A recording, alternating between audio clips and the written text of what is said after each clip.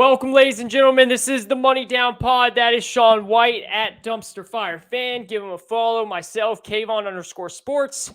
Welcome at Money Down Pod on Twitter. This is the NCAA tournament review. The net is cut down, and Kansas was the one to hold it up in a hard-fought, insane, amazing, exciting, every single adjective you want to use, final game and tournament as a whole. Sean, how are you doing, man? I know you're a big UNC fan. Checking in. How are things going? Yeah, it hurt to lose, to be honest. But again, I explained it on the other pod. My love for Carolina is underneath my hate for Duke. If you want to call me the number one hater, call me the number one hater. I don't care. I am. I hate Duke with a passion. So honestly, the Final Four win was kind of like the cake in itself. That was the game, and we'll break that down. So the loss sucked on Monday, but I mean, it's still for the season for me. Putting K in retirement like that, there was no happier feeling for me when that happened. Again, loss hurt, but I mean, we'll get over it. We're at UNC; they'll be back, but it hurt a little bit. But that sweet victory over Coach K in the Final Four kind of put us over the top.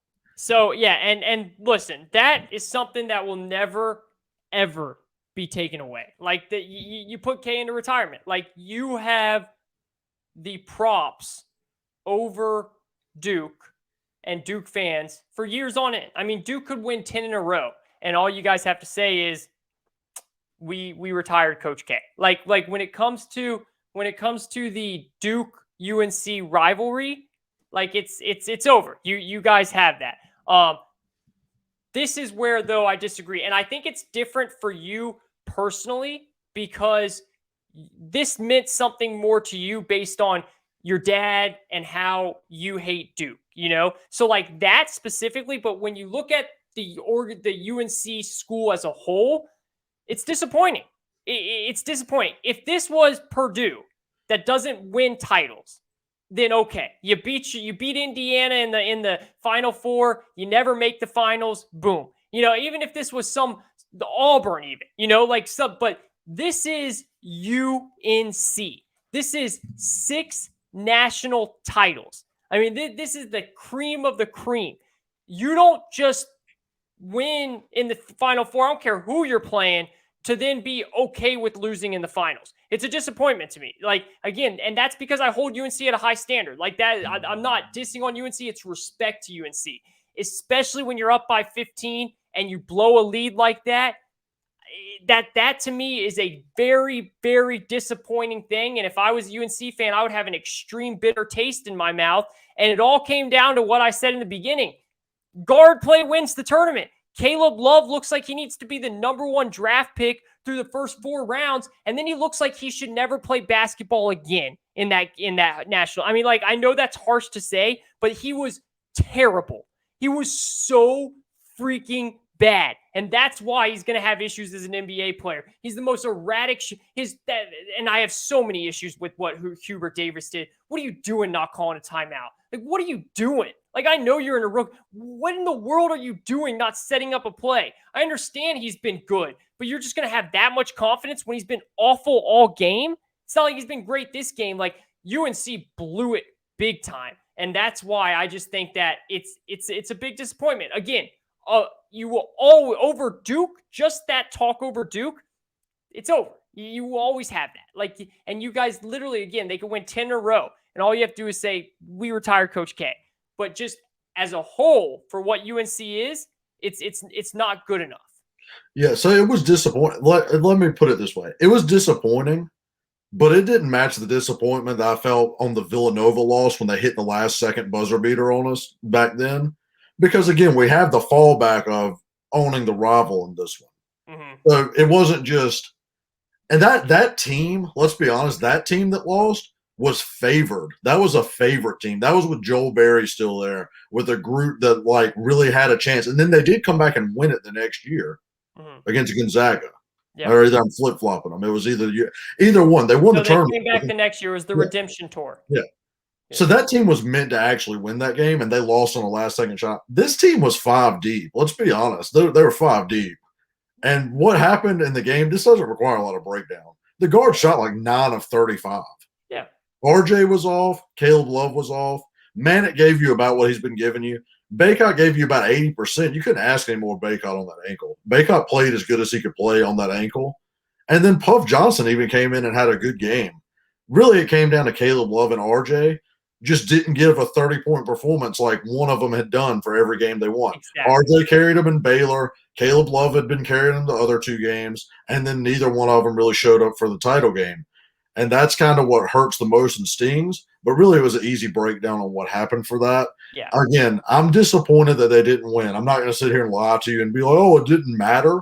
But for me personally, and I know a different group of UNC fans that really just despise Duke and a lot of their fans and having debates with their fans over and over, because that's what ends up happening. Like me and you are big sports talk guys. We'll debate things back and forth. Having to debate with a Duke fan is literally like talking to a wall half the time. But to be able to literally now, I'm going to break this down now because I'm just going to go ahead. It's like talking to a Yankee fan. Yeah. I'm going to go all in now. Before, Duke used to have this argument, and this is a Duke fan argument. Everyone knows it. It's the tale as old as time. UNC has the series win-loss record, one more national title, and more regular season championships. Duke has more ACC tournament championships. But every time you bring up any of this, every Duke fan goes, well, that was before Coach K got there.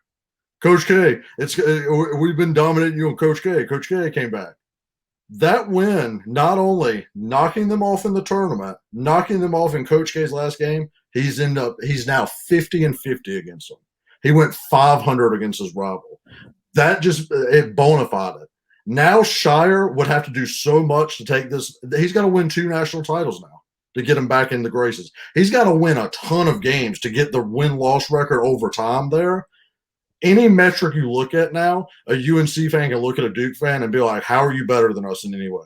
They're now the little brother officially, and they have no argument for it because their argument the whole time was always, well, Coach K, it's Coach K. And still, through all the turmoil, through everything, UNC, different coaches, after Dean Smith retired and then Roy finally got there, they ended up with a 500 record, 50-50 against Coach K, and that's your all-time coach. They're now officially the little brother. They're Auburn to our Alabama. They're Michigan to our Ohio State. We're the historic program, and yes, we're a rivalry, but we own that argument now. It's not even an argument. All the numbers back us up on that. And that meant a lot to me. And I'm going to go ahead and break this down too. And I know I'm going on for a while. I'm going to go ahead and say this. So my dad passed back in 2014, and watching the UNC games is kind of our thing, and we both hated Duke at the same level. I've never felt emotion like after beating Duke after that, because I went from yelling like, all right, D up, make these free throws like in the game, to then the game was over and I started talking stone cold shit to the TV.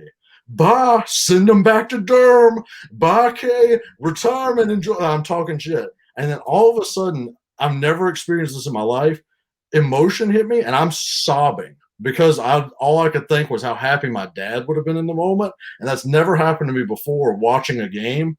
And it's honestly the best win I've ever experienced as a sports fan for a team I cheer for. As you see, dumpster fire fan, a lot of my teams are not that good. But that win was the best win I've ever experienced. And it's going to be very hard to top it. It would probably have to be like a Jags Super Bowl type victory happening, to be honest.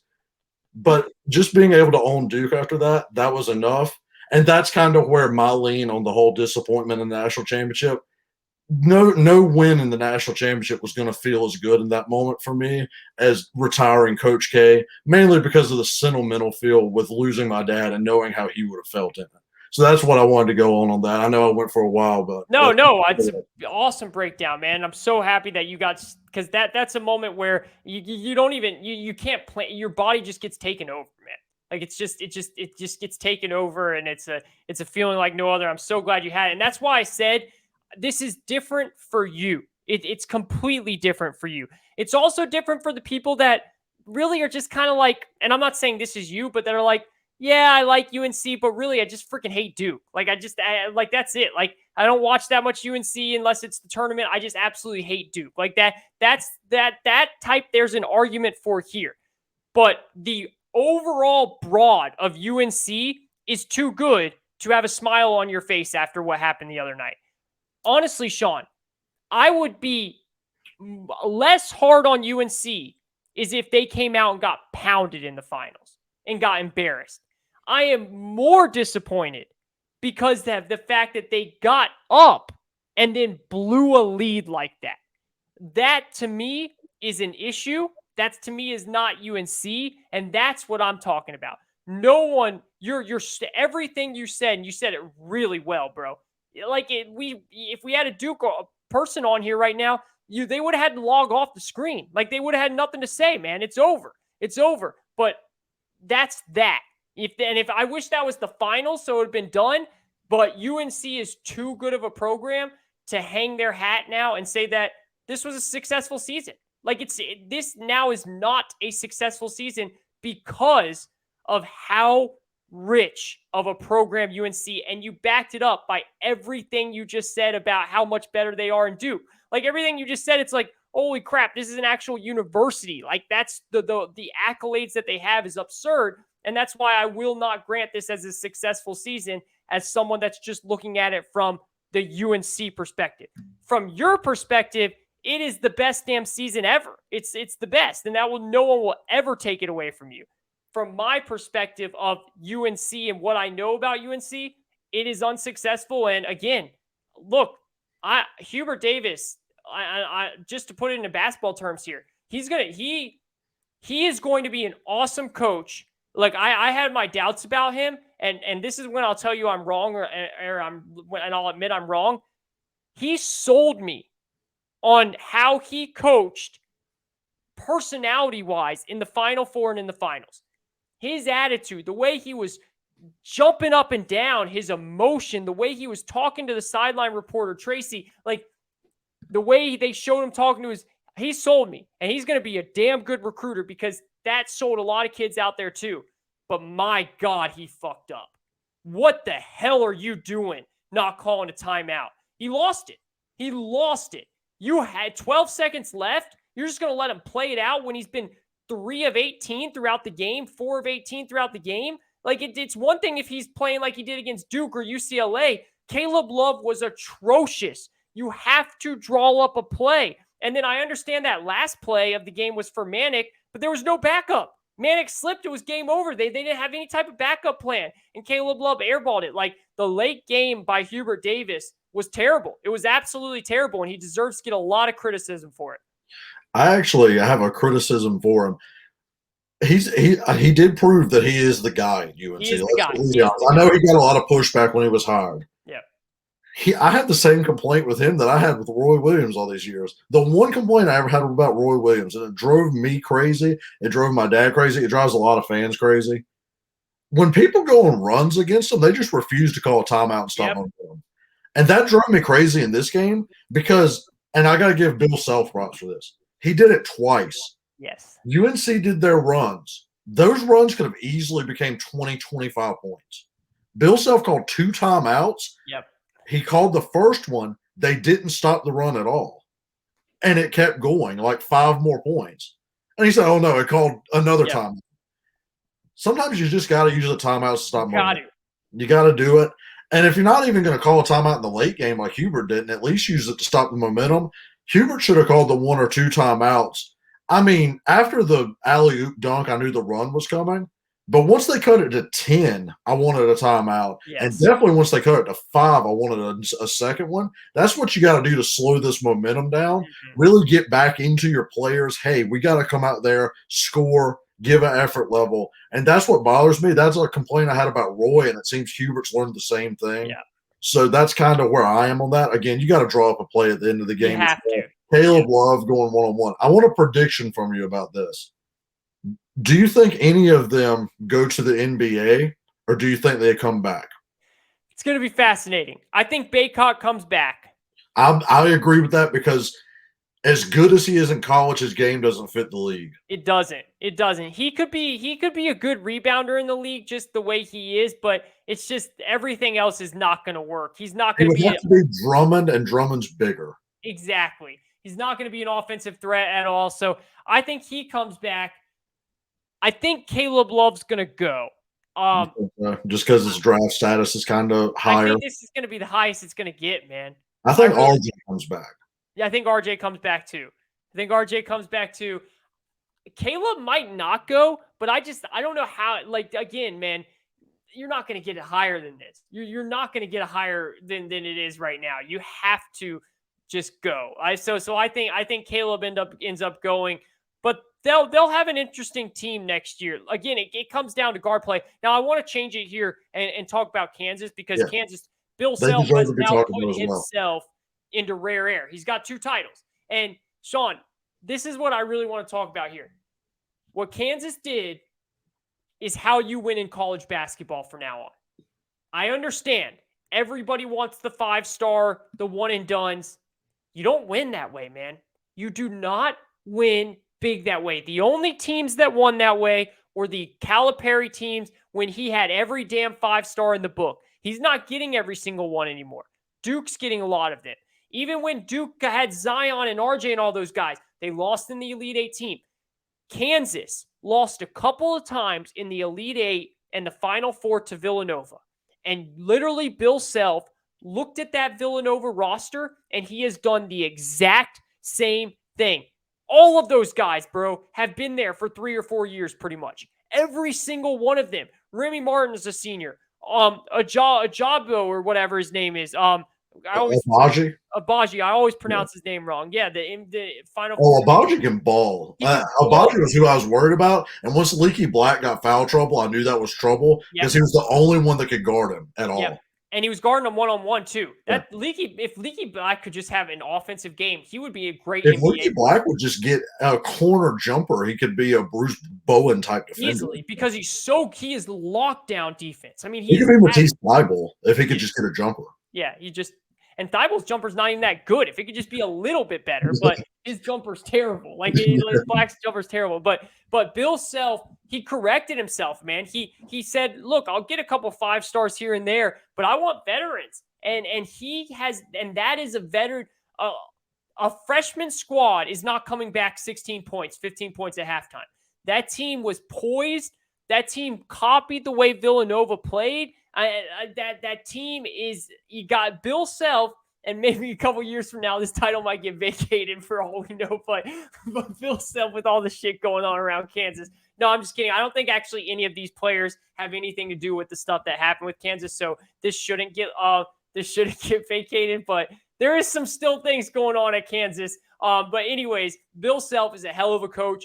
I'm happy he got this title because it's been a while. He is now in the rarefied air of two titles, which in college basketball is rare, especially now that Roy's gone and Coach K's gone. Like that 2 titles is very rare. You got Jay Wright with 2 titles, and then you look around from there, and that's kind of it. Izzo only has 1. So again, moving forward, if you're a college basketball team, you want a team like this. And if UNC brings everyone back, like that, because seniority presence, bro. This one and done stuff, unless you fully stack it up, even look at Gonzaga over there, man.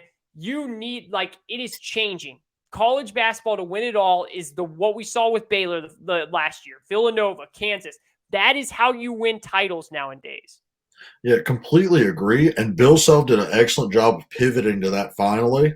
Yeah. And I think John Shire at Duke's going to have an issue really understanding that for a minute, because he still has that recruiting class and everything. It's a lot to ask these young kids to, when they start losing a game or 2 here and there, to be like, in the regular season, to be like, okay, I need to work on my game and this and that, because they're focused on the league. And then to have them go, okay, we're going to lock in 6 games in a row.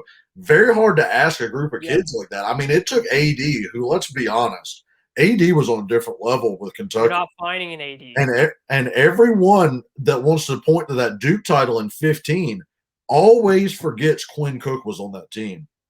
Quinn Cook's the one that led them. Quinn Cook's the one that slowed them down when they needed to. And then he had Okafor and the talent around them to then go win like that. That's what's been wrong with these Duke teams, if I'm being honest, from a critical standpoint. They have too many freshmen. They don't have that one guard that just stays and is just a solid leadership guard guy to rally everyone around.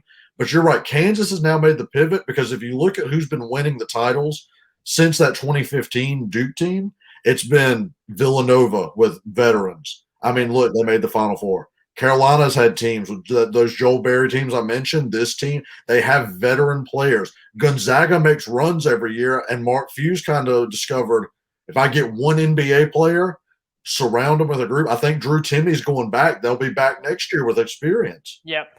So they're going to have an experienced group. That's how you win in college now, because all these one and done players, they're just focused on getting to the league. Yep. And I wouldn't be shocked here in the next few years the league don't make it available for them to just go straight from high school again.